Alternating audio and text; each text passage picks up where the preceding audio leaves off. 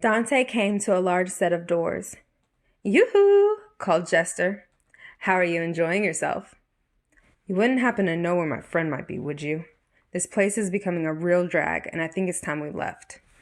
"So soon," said Jester, with a saddened face that was hardly believable. "Well, if you must. The pretty one is on the other side of that door. But the other one, lady, is deeper inside still." Dante sighed. "She's not my problem. Besides, she can handle herself." "Indeed," hissed Jester. "I guess I'll be saying goodbye then." "Whatever," said Dante, opening the door as Jester watched curiously for what awaited. The door led to a large room with fallen chunks of concrete blocks from the ceiling. Flames illuminated the room as Dante stepped in and took a look around. He huffed. "Surprise, surprise, another door," he said. "We are the guardians of this door. Only he who is deemed worthy may pass," said a deep, resonating voice. Dante looked around the room. "Worthy, huh? Then it would appear a demonstration is in order. Show yourself," he taunted. Two giant statues on either side of the door crumbled at their seams, which had been motionless for centuries following the Battle of Sparda. Dante took a step back as the great hands of the statues lifted their swords above their headless bodies and stepped down from their posts. "I love a good challenge," stated Dante. Arkham was standing in the middle of a large cathedral-styled room of the tower, reading over his demonic book. Lady approached quietly from behind and put a gun to the back of his head. "Mary," he said softly. "How do you know my name?" she said. When she first met Dante, she refused to tell him her name. He had always referred to her as Lady, and she adopted the nickname in place of her birth one. "I gave it to you," he admitted. "Don't you remember your own father?" he said, turning towards her. Lady took a few steps back, lowering her gun. The man standing before her looked nothing like the man she remembered. The man who murdered his own wife to pursue a life of obsession over the extreme power locked away in the demon realm. "What have you done?" she asked, raising both of her guns this time. "Put those away," he demanded. Lady let off a few rounds, which he dodged. His old decrepit-looking body was agile in its movements, and he disarmed her, knocking her to the ground with the butt end of one of the pistols. "Really, Mary, you would shoot your own father." "Stop calling me Mary." Arkham aimed one of the pistols at her, shooting her in the leg. She yelled out in agony as she tried to drag herself away. The floor began to illuminate a fluorescent green color. "I bet you didn't know you're one of the descendants of the priests whose blood was used to close the portal." "Pure blood," she mumbled to herself. Arkham released the magazines from her guns onto the floor and emptied the one in the chamber, before throwing them on the floor and exiting the chamber. "Why don't you finish what you started, you coward?" she called out as the door closed behind him. "Well, fellas, this has been fun, but I'm looking for a girl, and I need to get going." "Damsel in distress?" asked one of the statues. Blue light radiated from its core through the cracks. "You could say that," acknowledged Dante. "Is she pretty?" it asked. "Total babe," admitted Dante. "Shut up, you idiot," said the other statue, radiating red. "If you had a head, I'd knock some sense into it." "Those are big words," taunted Dante. "By the way, if you don't have heads, where are you talking from?" "He always talks out of his ass," said the blue one. The red one swung its sword, striking the other. Dante dodged the falling stone fragments. "Hey!" yelled the blue one, who charged the red. Dante stood back and watched as the mammoth statues battled each other, eventually taking each other out and crumbling to the ground. "Well, that was easy," he said as he stepped over the pieces. "Wait," called out a voice, muffled in the rubble. Dante moved a few of the stone chunks and found two swords radiating red and blue with head-like handles. They were what possessed the statues. "Take us with you." "You're joking, right?" "We're useless without a fearsome warrior to wield us," said the red one. "I am Agni," introduced the red sword. "And I am Rudra," said the blue. Dante stared at them for a minute before picking them up. "Whatever. You can never have too many swords." "But only under one condition." "Yes?" they asked. "No talking." "Got it," said Agni. "You spoke," said Rudra. "So did you," argued Agni. Dante slammed the heads of the handles together. "Silence," ordered Dante. The two remained quiet as he fastened them to his waist and continued on. Dante reached the top of the tower. The air was still and clear above the city. Hanging over the side of the tower was Emma, dangling from a chain wrapped around her wrist. "Dante!" she yelled out. He quickly sidestepped a blow from his brother's sword. "I almost had you, brother," he said with a boastful smile. Dante laughed sarcastically. "Sorry I didn't RSVP, but I didn't have any intention on coming." "So, what brought you?" asked Virgil. Dante glanced at Emma. "Getting a little soft, are we?" "Me? Soft? I just figured if you put in this much work for a party, raising the Temeningru and all, it was worth at least checking out." "Haven't you figured out what she is?" asked Virgil. "She was created specifically for you, by Mundus, to bring you here." Dante scoffed. He did a great job on the exterior, but the hardware's a little defective. He tapped his temple with his finger. "Well, she got you here, and that's what matters. I'm glad you were able to make it." "It's been a long time," said Virgil as he raised his sword. "Yes, it has," agreed Dante as they began to duel. Emma gripped the chains nervously, trying to avoid viewing the city she dangled below her. Her hands were sweating, and she felt like the chains were losing their grip around her. Dante and Virgil were both evenly matched, but Virgil, having spent years training and accepting his demonic attributes, caught the upper hand and sliced Dante in his side. He yelled as he rolled away, avoiding another strike from Virgil. "Tis, tis, brother." Virgil slowly approached him as the blood began to pour from Dante's side. The ground around them started to illuminate. "Better your blood than mine." Dante rose to his feet again, prepared to continue their fight as Arkham appeared on the rooftop. "You should know it's going to take more than that to kill me," taunted Dante. Emma began to scream, one of her hands slipping loose from the chains as she watched as Dante bled out. "What's it going to be, brother?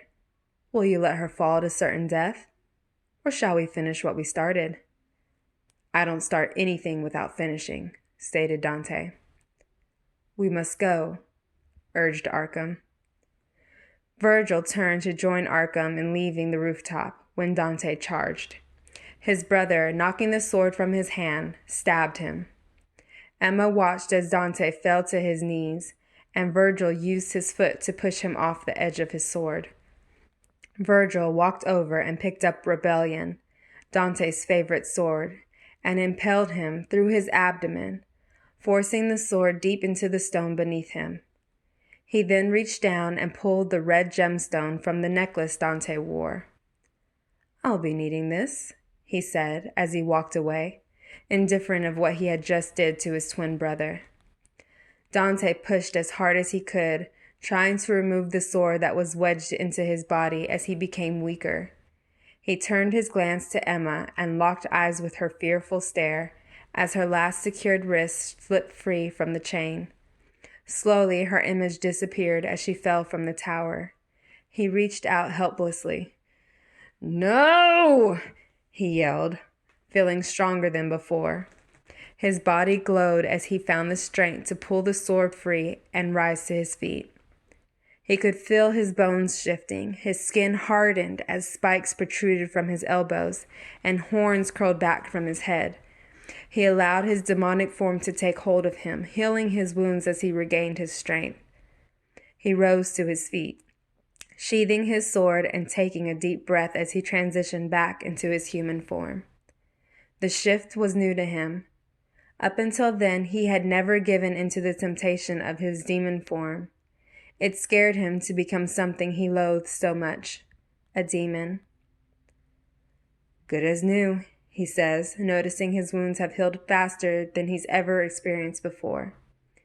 He can hear a strange screeching noise from below the tower rooftops and peered over the edge to see what looks like fins moving through the clouds. "Here's the gut instinct," he says before jumping over the side of the building. A large fish-like beast guarded the outer walls of the tower, the Leviathan. It spotted Dante's descent and quickly made a meal out of him. Once inside, he gagged. "What have you been eating?" he said out loud as he made his way deeper into the belly of the beast. It wasn't long before he heard Emma's screams. He took off into what he assumed was the phlegm-filled throat of the beast and came to a fork where 4 tubes formed. "Emma!" he called. Dante heard another scream come from the right and opted to take that route.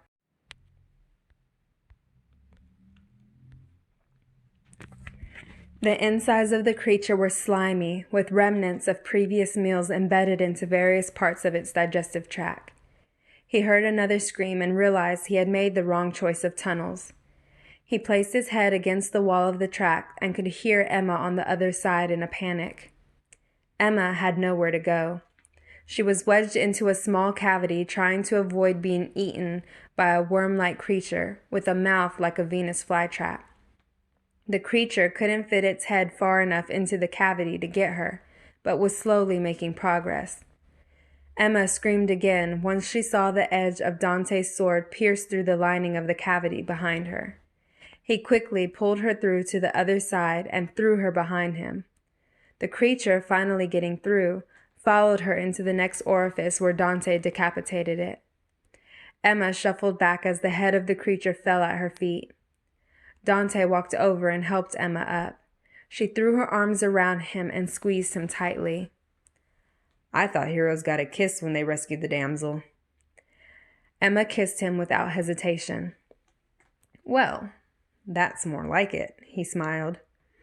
"What do you say we fillet this fish and get out of here?" he asked Emma, taking her by the hand.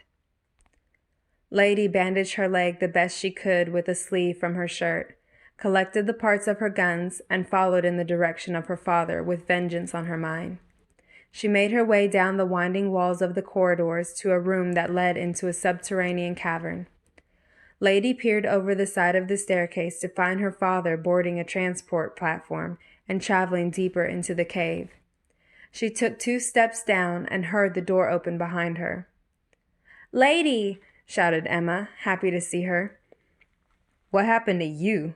joked Dante as he watched her hobble down the steps. "Me?" she asked, looking at the 2 of them covered in blood and slime. The 3 head down to the loading dock of the transport platform and boarded, following in Arkham's direction. "When we reach him, you need to take Emma and find a way out," ordered Dante. "Like hell I am. Arkham is my father, and I plan on taking him out myself." "Take it easy, Gimpy," joked Dante. "You can barely walk as it is. What makes you think you're up for a fight?" "He's right, you know," said the Joker, appearing behind Dante. Lady pulls one of her guns out and aims. "Think about it. Your father is working with Virgil, his brother. Do you really think he's going to let you kill the only demon worshiper capable of unlocking the chamber of Sparda's power?" "He's got a point," said Dante. "Tick, tick, little lady. Last stop for all who seek vengeance," taunted Jester as the transport stopped near a large door. Lady hands one of her guns to Dante. "Put one between his eyes. For me." Sure thing. He unfastened Agni and Rudra and gave them to Emma. Take these with you. Don't die, called out Emma as he approached the door. I didn't count on it, he said. Virgil approached a hole in the center of the tomb with Arkham closely behind. You've done well, stalled Virgil. But you've served your purpose. What? Questioned Arkham, just before being stabbed by Virgil. He watched as Arkham slid from his sword onto the floor. Virgil cut a gash in his hand and dripped the blood into the hole before combining his amulet with Dante's and dropping it in. Jester remained on the transport cart with the girls until they reached the end of the line. His cheerful smile gave both girls the creeps. Here we are, he said. Emma helped Lady to her feet. She rested her leg the length of the ride, not knowing how much further they would need to go before finding the exit. How do I know I can trust you? Asked Lady. I am but a humble servant, he said sinisterly. What other option do we have? Questioned Emma. She helped Lady step off the platform onto the dock. They made their way down the ramp to a small circular platform that worked as an elevator, taking them to the upper levels of the tower. The elevator stopped on its own at an empty hallway that looked more like a cave. Its jagged walls formed a tunnel. Lady looked around for some type of button to see if the elevator would take them anywhere else. I've had about all I can take of this place, said Lady, as they made their way through. The further down they got, the more webbing they noticed covering the walls. I have a bad feeling about this place, said Emma nervously. You're not the only one, whispered Lady. Stay close and try not to touch any of it. The more they pressed on, the more Lady realized Dante was right. Her leg was becoming weaker and weaker. She collapsed into a thick nest of webbing. Emma quickly helped her up as Lady pulled at the sticky strands to get rid of them. Gross! Get it off! Get it off! Emma helped her the best she could, but stopped when she heard a clicking noise coming from behind them in the direction they came. We need to leave. Now, insisted Lady, but they both remained frozen. A long, slender spider's leg appeared in the shadows along with a set of pincers. That's a really big bug, said Emma.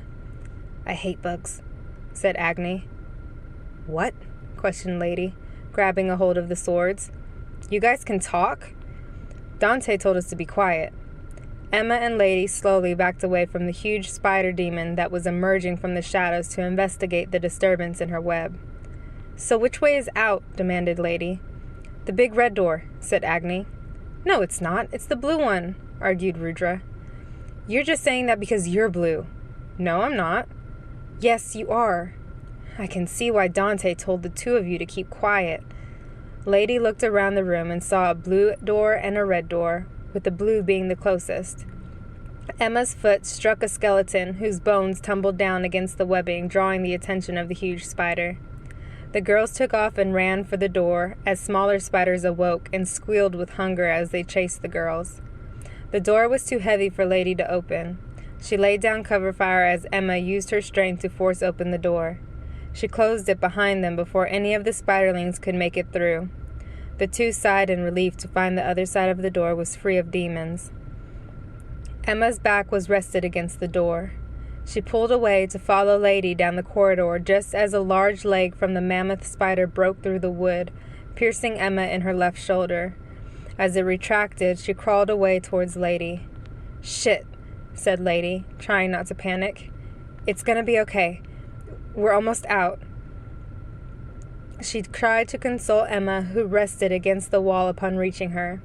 Emma pulled the shirt down off her shoulder and watched as the wound throbbed and the fibers of her skin began to weave themselves together as it began to heal. You're one too, aren't you? A demon? Asked Lady. Emma explained everything Virgil had revealed to her and Dante on the rooftop, as if things weren't confusing enough for you. Dante entered the chamber where his brother was waiting. Looks like your little recipe for destruction didn't work, said Dante. He looked at his right and saw Arkham had already met his demise. I don't understand. I've done everything. Just wasn't meant to be. I know what'll make you feel better. Dante unsheathed his sword. I think you're right, Virgil said as he turned to accept the challenge. I've always wanted to be an only child.